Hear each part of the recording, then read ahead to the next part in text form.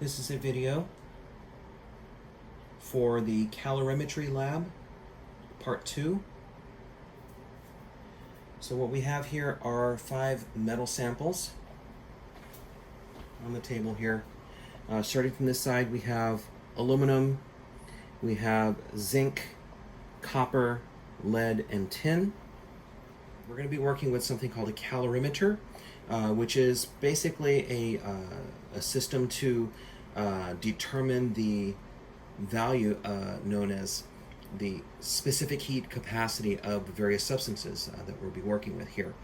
So the way this works is we'll take these samples here, put them into a hot bath, let them equilibrate to some temperature, and then we'll put them into the calorimeter over here, which contains cold water.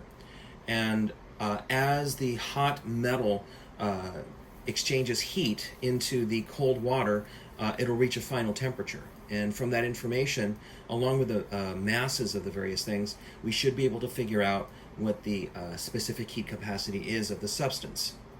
And you can compare this with the reference values that are online. So let's go ahead and get started here. First off, what we have to do is measure the mass of the calorimeter itself. And so this has a value, just with the container here, it's 239.1 grams. And then with the lid here, it's 306.6 grams, just as reference. And then with the stirring mechanism, which is this thing right here, I'll put this in through the hole here and then put it in like this. There is a total value for the calorimeter, 337.2 grams for the system. So you'll have that information there. Make sure you write that down. What we're going to do now is fill the calorimeter with water.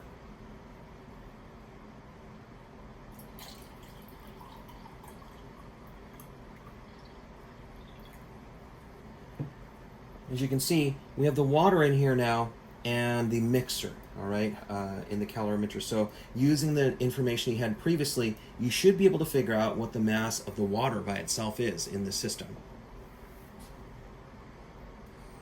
All right, so the mass of the system is now 496.0 grams. Let's go ahead and get started here. So I have a piece of string here that I'm going to affix the samples to by hook, and I'm going to thread this through here, like so. All right, and then I'll hang these things on here. So we'll start with aluminum. We'll put this into the hot sample here and let it equilibrate for a little bit. Meanwhile, I'm going to turn on my thermometer here and measure the temperature of the cold bath of water that's in the calorimeter.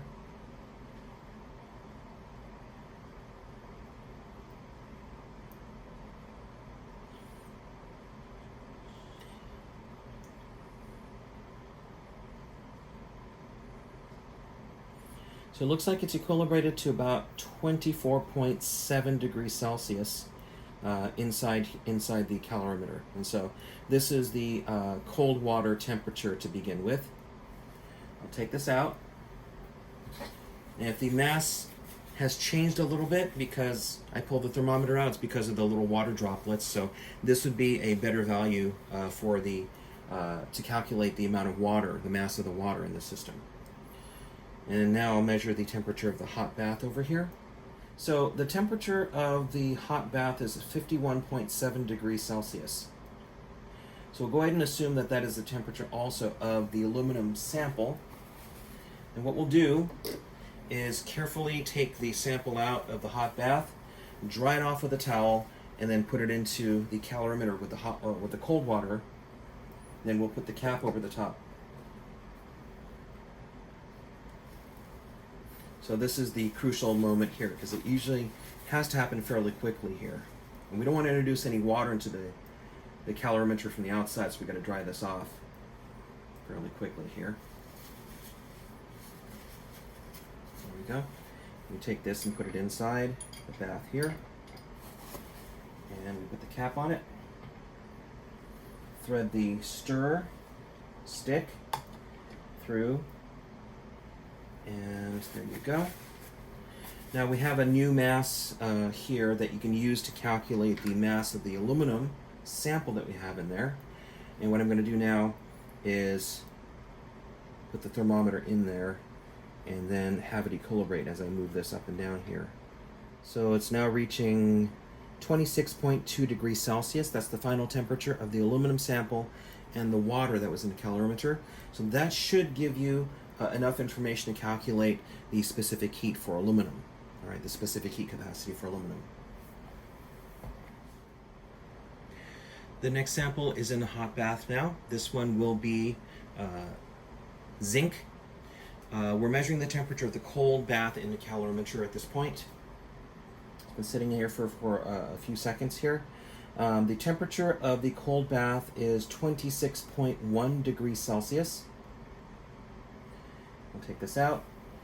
You can use that value there as to figure out the mass of the water inside the system. I'll put this over here to measure the temperature of the hot bath. It may have changed.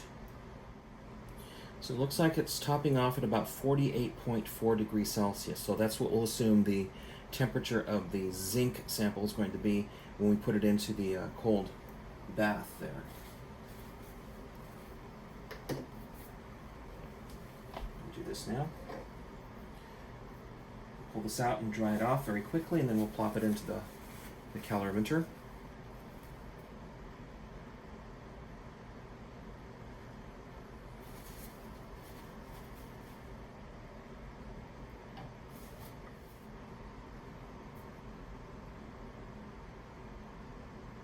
All right, looks like the final temperature of the system with the zinc in the water is 26.7 degrees Celsius. So you can use that value there. I'll pull this out. If you want to measure the mass with the system as it is with the cap on top and everything there, there's the mass of the system there.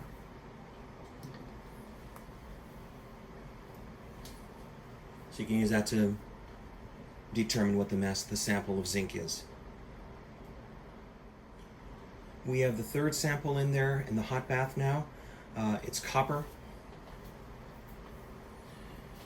And we're measuring the temperature of the water that's in the calorimeter at this point.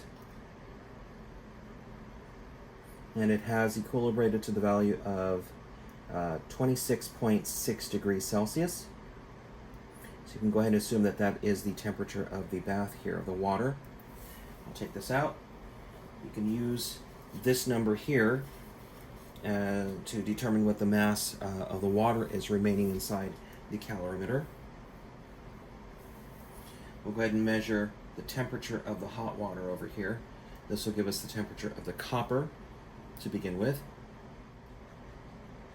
Looks like it's equilibrated to 46.2 degrees Celsius. So you can assume that that will be the initial temperature of the copper.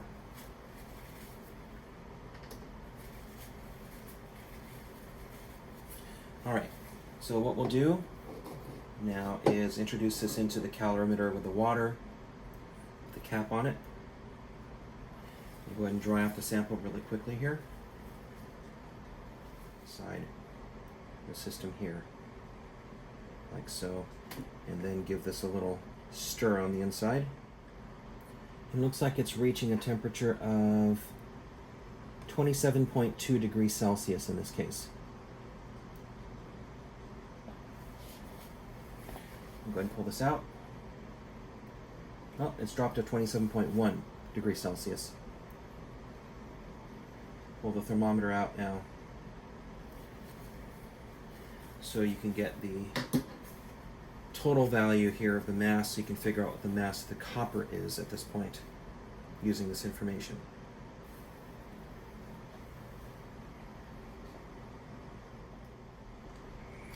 We now have the lead sample that's in the hot bath. The cold water in the calorimeter is now measuring a temperature of 27.1 degrees Celsius. So you can go ahead and use that as the initial temperature of the cold water here. So it looks like the temperature of the hot water here and the lead sample that's inside the hot water is at 44.3 degrees Celsius. 44.3 degrees, 3 degrees Celsius there. 4.3. Quickly, and put it into the cold bath. Then introduce thermometer.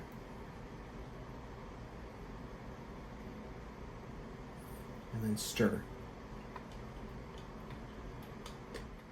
It's equilibrated to 27.2 degrees Celsius.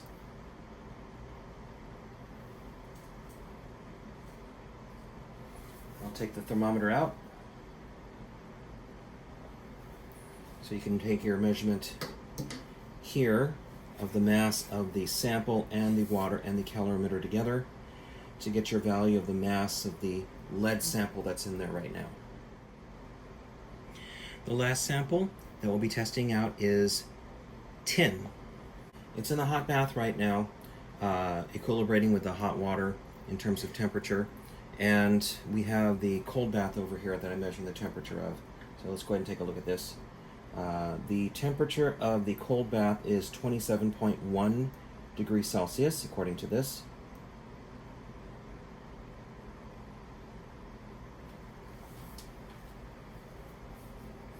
You can use this now to figure out what the mass of the water is inside the calorimeter. Okay, so it looks like the temperature of the hot water and the sample is at now 42.3 degrees Celsius. So we'll use that as the temperature of the tin sample going into the calorimeter. Now, unfortunately, the tin did not have a hook on it, and so we have to do it in a strange way here. So as I pull this out, you'll notice that it's not tied to a hook. All right, so we'll go ahead and do this right now. Dry it off. We'll put it into this here. And temperature. It's getting closer now.